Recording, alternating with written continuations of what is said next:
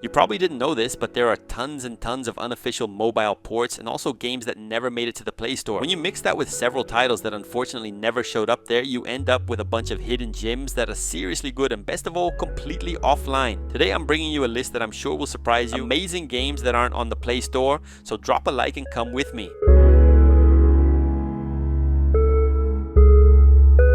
When it comes to roguelikes, this game is insanely popular. It's lightweight, very different, and we need to talk about The Binding of Isaac.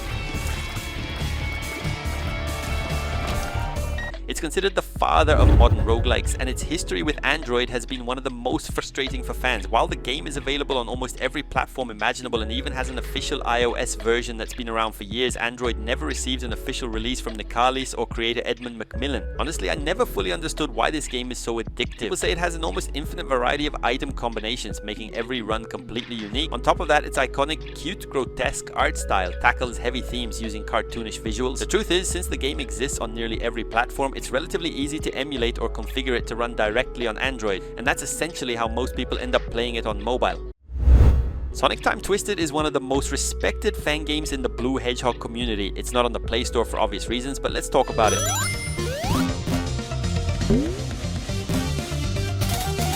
Created by Overbound Game Studio, the game took more than 12 years to develop. It blends the classic Sonic the Hedgehog Mega Drive style gameplay with the time travel mechanics from Sonic CD. After the supposed death of Dr. Eggman in Sonic 3 and Knuckles, Metal Sonic attempts to resurrect his creator using alien technology and the Time Stones. The game is completely freeware, and isn't available on the Play Store due to Sega copyright reasons. A safe place to download it is the fan game platform itch.io, where you can find thousands of similar projects. Since it was built using Game Maker Studio, the game is extremely lightweight. It runs at 60 frames per second even on entry-level phones or much older devices.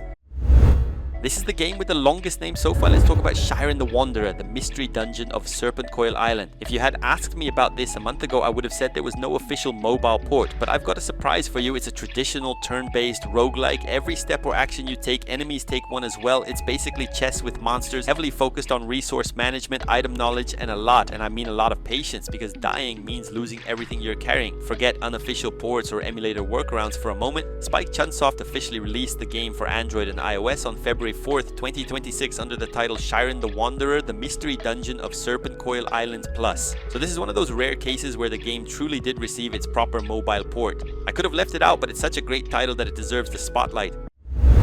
This is another case of a game that's getting its own port, but it's still worth talking about it right now. Sea of Stars brings the biggest news in this entire conversation, especially here in February 2026. The game is a tribute to 16-bit era RPGs. It follows the story of two children of the solstice who combine the powers of the sun and moon to defeat an evil alchemist. Despite its retro visuals, it removes traditional grinding and random encounters. Combat is turn-based, but it requires timed button presses to boost damage or reduce incoming attacks. The big news is that Sabotage Studio, in partnership with Playdigis, the same company that ported Dead Cells and Little Nightmares, has officially announced the Android and iOS versions. However, if you don't want to wait, there's also an unofficial port already available to download quickly. Another game that seems simple enough to get an Android version but unfortunately never did is Rayman Legends, often mentioned as one of the greatest platformers of all time.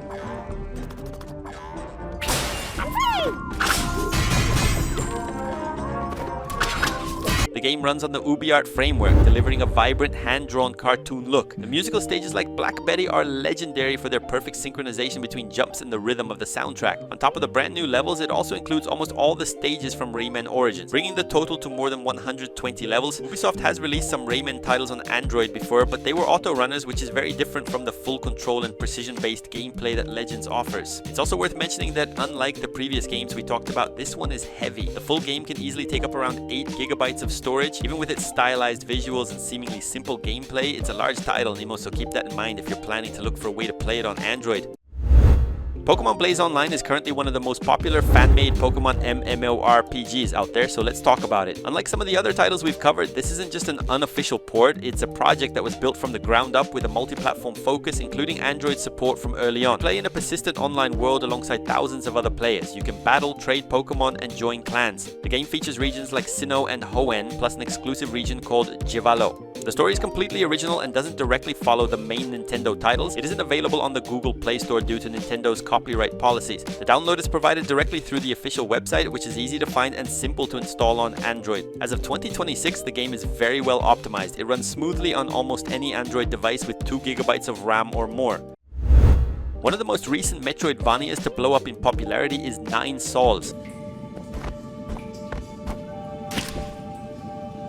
Like many other titles in the genre, it's relatively lightweight, which also makes it easier to find unofficial ports floating around. The developers describe its aesthetic as Tao Punk, a fusion of Asian folklore and Taoism with cyberpunk science fiction. You play as Yi, a hero from the past who awakens to seek revenge against the 9 Souls, the divine rulers of a technologically advanced civilization known as New Kunlun. The game is almost entirely built around parry mechanics. If you enjoy the rhythmic, precision-based combat of Sekiro Shadows Die Twice, 9 Souls feels like the perfect 2D translation of that experience. There are several ports circulating, but one of the most talked about versions runs through a bundled Switch emulator package for mobile installation. However, since 9 Souls is still a very recent release, most of these Android versions are reportedly unstable and not fully optimized yet.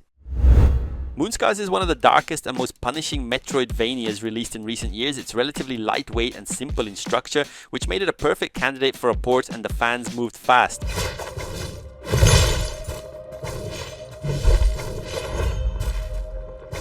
You play as Grey Irma, a warrior forged from clay and bone known as a Claiborne. She's on a relentless quest to find her creator, the sculptor, and uncover the purpose of her existence in a world that's slowly falling apart. Combat is brutal and heavily focused on parrying and quick reflexes. One unique mechanic is the moon phase system. As you die or progress, the world becomes more dangerous, but the rewards also increase. Humble Games has shown no interest in bringing the game to mobile, and that's exactly why it became so easy to find and play through unofficial means. Since MOONSCARS is a 2D title, it demands far less hardware power compared to modern 3D games, making it much easier to run on Android devices.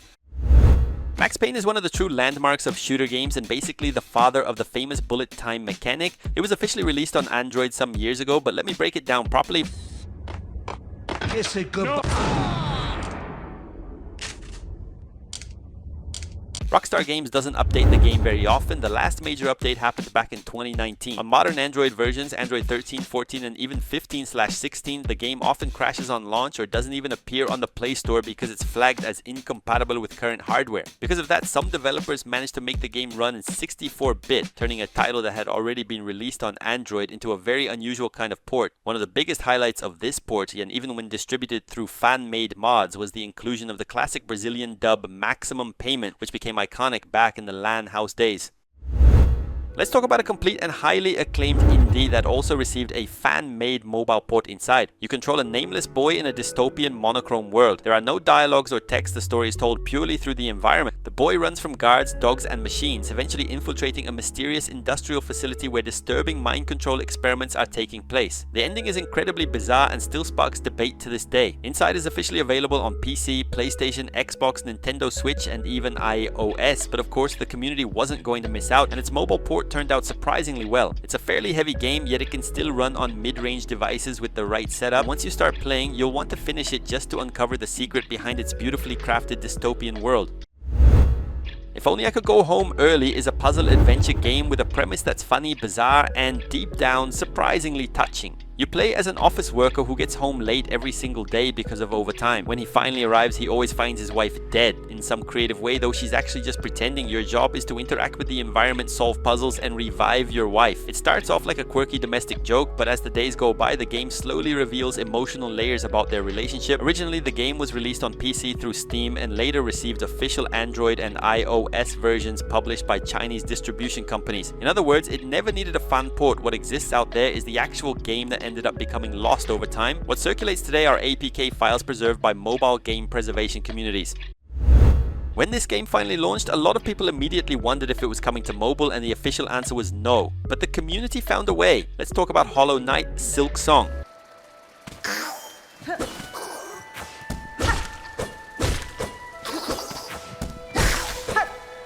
You play as Hornet, who is far more agile and acrobatic than the knight from the first game, The combat is vertical, fast, and heavily focused on tools including needles, traps, and mechanical devices. The game takes place in Farloom, a kingdom haunted by music and silk. The map is massive, even larger in scale than Hallowness from the original Hollow Knight, and the sequel has already sold over 7 million copies. Team Cherry released the game for PC, Switch, PlayStation, Xbox, and even the new Switch 2, but there is no official Android version. Because of that, the community moved at lightning speed. This became one of the fastest ports I've ever seen. Just 1 month after the original launch in October 2025, a group of Chinese developers released an unofficial native Android port.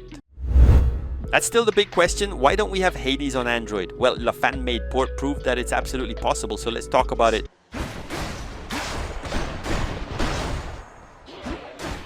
You play as Zagreus, the son of Hades, trying to escape the underworld to find his mother on Mount Olympus. Dying is part of the story. Every time you return to the House of Hades, you unlock new dialogue and permanently improve your abilities. During your escape attempts, gods like Zeus, Poseidon, and Athena grant you powerful boons that completely change your playstyle. Hades is officially available on iPhone and iPad as a kind of exclusive release, but Supergiant Games has never launched a native Android version, even though rumors keep circulating. The truth is, the fans move much faster. They release their own version, and I've actually played it. Honestly, it's easily a 10 out of 10 in terms of performance and playability.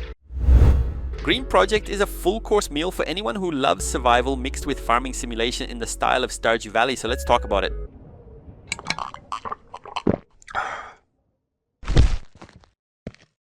You were left drifting in space for 300 years and returned to Earth only to find it devastated by a fungal pandemic. Your mission is to re-green the planet. Unlike most farming games where you plant crops for profit, here you grow trees to heal nature, restore biodiversity, rebuild the world, and survive at the same time. Contrary to what many people think, there is an official Android version developed by Zerone Games. However, by 2026, it may not show up in every Playstore region due to compatibility update requirements enforced by Google for newer Android versions. That's what ended up turning it into a sort of lost title across many websites, even though it's a fully complete, well-made game that runs entirely offline. This game is a bit of a mess when it comes to its name. It can go by at least 3 different titles, but it's a really interesting Metroidvania. We're talking about Dungeon X Dungeon, also known as Deep Dungeon.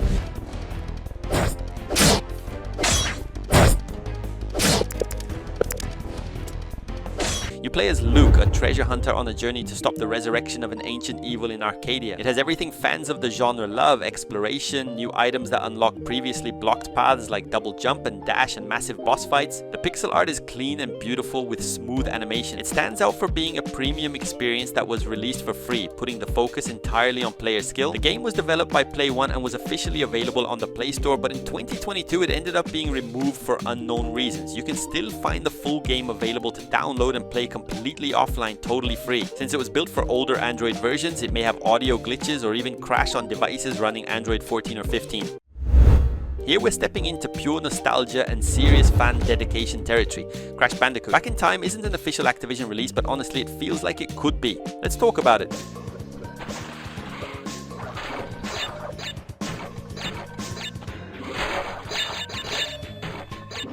Originally created by the Brazilian developer RAYMAN, also known as Rayan_K7, the project was built using the Unity engine. It aims to capture the soul of the original Crash Bandicoot PlayStation 1 trilogy, blending mechanics inspired by Crash Bandicoot 2, Cortex Strikes Back, and Crash Bandicoot Warped. What really stands out is the physics. Crash's jump and spin feel almost identical to the classics developed by Naughty Dog, something many fan games struggle to get right. The developer and the community focused on bringing this project natively to Android. It's not on the Play Store for obvious copyright reasons, but you can download and play it completely free. Since it's built in Unity and uses graphics that emulate the PS1 low poly style, it runs at a smooth 60 frames per second.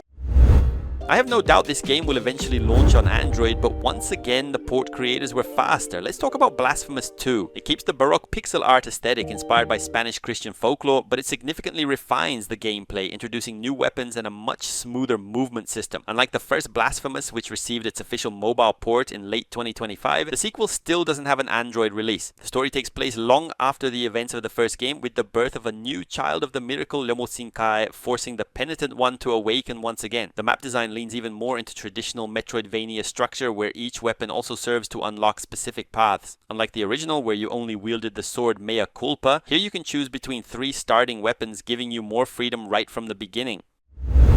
Animus as a standalone holds a curious place in Android history. It was one of the first real Souls-like experiences on mobile, and yeah, we need to talk about it.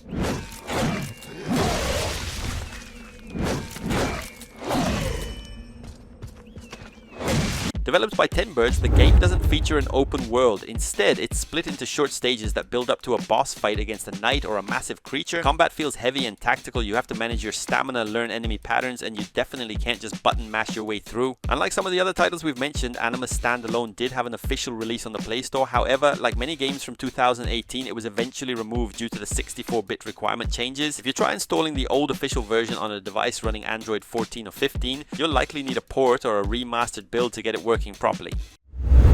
A Space for the Unbound is one of the most beautiful love letters ever made to the 90s and to pixel art, and we need to talk about it because it's stunning. Developed by the Indonesian studio Mojikan Studio, the game is an emotional adventure that deals with heavy themes like depression and anxiety, but with a subtle supernatural twist. You follow Atma and Raya, two high school sweethearts in a small Indonesian town near graduation. The world seems to be falling apart, and you gain the ability to dive into people's minds to help them confront their inner traumas. The pixel art is absolutely breathtaking, and the soundtrack is deeply melancholic and relaxing. This is a game focused 100% on narrative and environmental exploration. It officially launched for iOS on iPhone and iPad in early 2025 as an excellent port. And of course, you can already find an Android port circulating online as well. And that's it. Mobile has way more incredible games than most people think, even outside the Play Store. If you enjoyed this video, leave a like and I'll bring more hidden gems soon.